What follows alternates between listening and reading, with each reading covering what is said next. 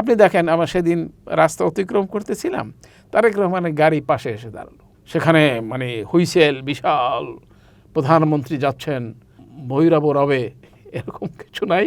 Simply তিনি protocol অনুযায়ী যে প্রধানমন্ত্রী গেলে করে না, সাইরেন বাজে না, সেটাও নাই। Unique example. তিনি ওই যে ইলেকশনের পরে যে আমিরে জামাতের বাসায় গেলেন বা মানে এনসিপির প্রধানের বাসায় গেলেন, সেটাও একটি রাজনৈতিকভাবে বড় ধরনের উদারতা। তবে সিদ্ধান্ত কালেকটিভলি নেওয়া হচ্ছে নাকি একক সিদ্ধান্ত নেওয়া হচ্ছে সেটি বোঝা যাবে আরও পরে। 25শে ডিসেম্বর থেকে এখন অবধি যখন প্রার্থী ছিলেন সে সময় আর এখন তো প্রধানমন্ত্রী, তারেক রহমানের যে কার্যক্রম মানে বক্তব্য, এ বিষয়ে আপনি কি বলবেন? মানে আপনার কি মনে হয় তিনি কি আসলে যা করছেন সেটা কিভাবে করছেন?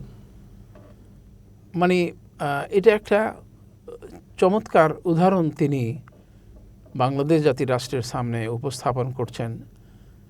ব্যক্তিগতভাবে তার যে উত্তরাধিকার সূত্রে প্রাপ্ত সহজতা, সরলতা, বিশ্বস্ততা, মানুষের সামনে মানে উপস্থিত হওয়া, এটি চমৎকার, এক্সেলেন্ট।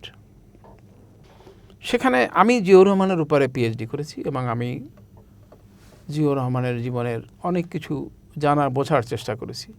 সেখানে জিয়াউর রহমানের জীবনের সাথে তার এই সন্তানের সঙ্গতিপূর্ণ আচরণ রয়েছে। কিন্তু একটি বিষয় আমার কাছে দুর্বোধ্য, সেটা হলো এই যে হু টেকস ডিসিশন। রাষ্ট্রবিজ্ঞান বলে যে, ল্যাসওয়েল বলেন, who takes decision when and how. তো সেটি যদি বুঝতে হয় তাহলে পরে এখানে একটু দৃষ্টি দিতে হয়, কে ডিসিশন নেয়।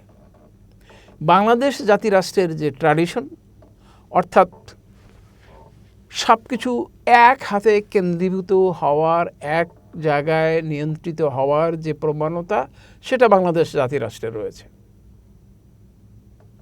এই দেশটা গণতান্ত্রিক নয়, গণতান্ত্রিক কালচারের নয়। সব কিছুর জন্য খালেদা জিয়ার কাছে জিজ্ঞাসা করতে হবে, সব কিছুর জন্য শেখ হাসিনাকে জিজ্ঞাসা করতে হবে। 7 মার্ডারের আসামি ধরবে কিনা সেটাও শেখ হাসিনাকে মানে জিজ্ঞাসা করে তারপরে করতে হবে। এখন এই পদ্ধতিতে, এই রীতিতে সমস্ত ডিসিশন নেওয়ার মালিক হচ্ছেন তারেক রহমান। কিন্তু আমার ধারণায়, আমার আক্কেল জ্ঞান বলে যে সব ডিসিশন তিনি নিচ্ছেন না।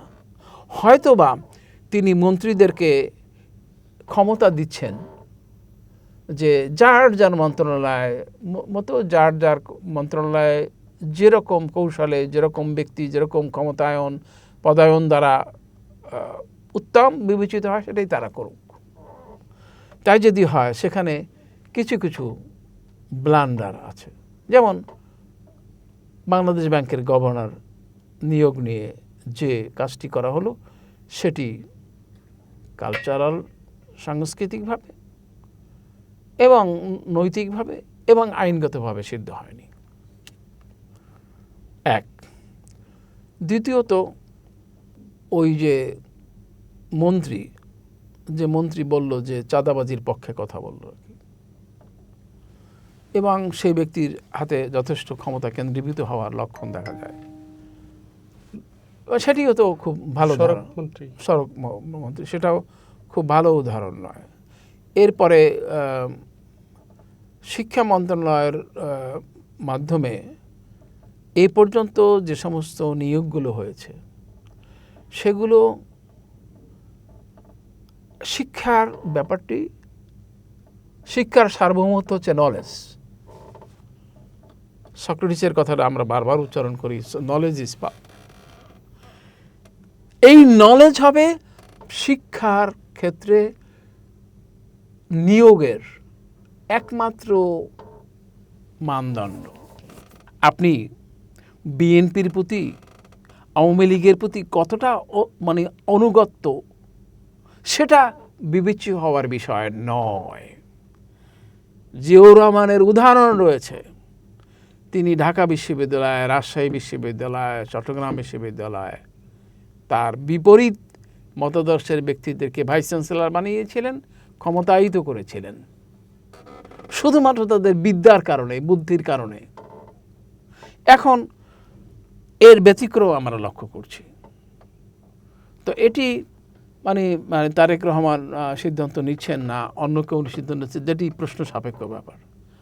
মানে যারা মানে রাজনীতি সম্পর্কে চিন্তা ভাবনা করেন তারা অনেকে বলেন এরকম যে হয়তোবা মানে মানে তারেক রহমান ওই যে মানে এই যে মানুষ ওই যে ঘুড়ির মতো মানে ছেড়ে দেয়, নাটাইটা তার হাতে আছে, কিন্তু তিনি দেখতে চাচ্ছেন যে কে কীরকম কার্যক্রম করে। এর মধ্যে আপনারা দেখছেন যে মানে মন্ত্রীর পদের রদবদল হয়েছে ইত্যাদি ইত্যাদি, দায়িত্বের পুনর্বন্টন হয়েছে ইত্যাদি ইত্যাদি। তো তার সরকার কিন্তু তারেক রহমানের সরকার তো এইমাত্র মাসখানেক হলেও বোধহয়, তো সেটা নিয়ে মন্তব্য করার সময় আসেনি। তবে তারেক রহমানের অ্যাপ্রোচ যাকে বলে, তো এই অ্যাপ্রোচটা ডিসেন্ট। আপনি দেখেন, আমার সেদিন রাস্তা অতিক্রম করতেছিলাম, তারেক রহমানের গাড়ি পাশে এসে দাঁড়ালো, সেখানে মানে হুইসেল, বিশাল প্রধানমন্ত্রী যাচ্ছেন, মানে ভৈরব রবে এরকম কিছু নাই, সিম্পলি তিনি, এমনকি তিনি ওই যে প্রোটোকল অনুযায়ী যে প্রধানমন্ত্রী গেলে করে না, সাইরেন বাজে না, সেটাও নাই। Unique example. আচ্ছা, তিনি ওই যে ইলেকশনের পরে যে আমিরে জামাতের বাসায় গেলেন বা মানে এনসিপির প্রধানের বাসায় গেলেন, সেটাও একটি রাজনৈতিকভাবে বড় ধরনের উদারতা। তবে মানে